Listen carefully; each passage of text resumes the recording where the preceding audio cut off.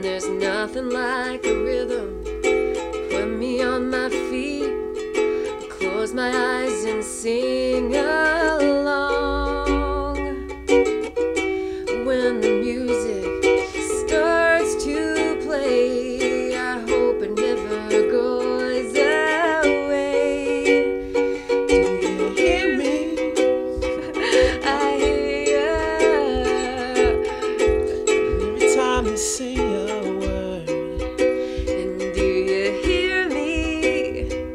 I hear ya. You're the sweetest song I heard. I was. Yeah, I forgot her lines. I hear ya. Yeah.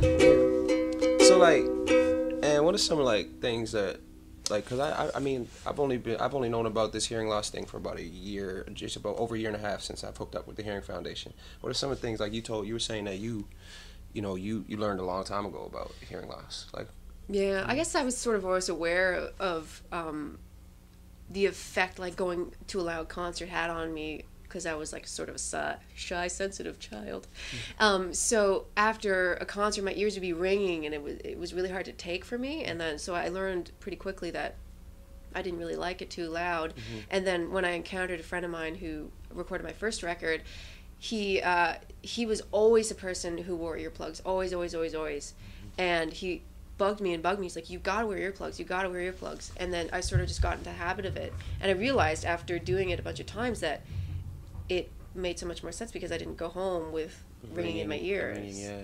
And it kind of just, I realized he would also, and all of our friends would do this when a fire truck would by and mm-hmm. things like that. So I sort of got into the habit of doing it. And one of my friends sort of has a little, like, very small amount of hearing loss from being exposed to loud noise and loud concerts. So he's like, you just have to be careful. Yeah. You just be careful. And I sort of got into it. Cool. Yeah. For me, it's like in the past year and a half since I've known a lot more about it. I was scared into the whole hearing loss thing.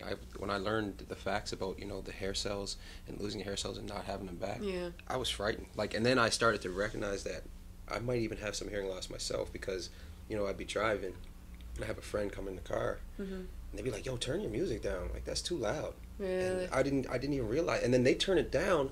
I'd be like, oh man, like I can't really hear it, and I was playing my music way too loud for a long period of time. So, yeah.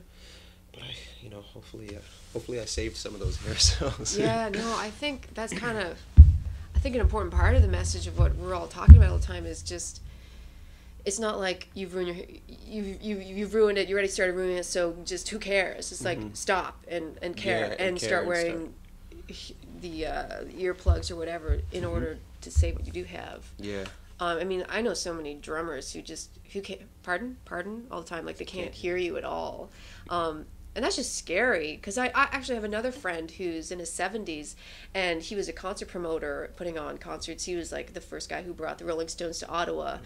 and he cannot hear. Like, he has terrible hearing. He has hearing aids and everything. And he said, we didn't know.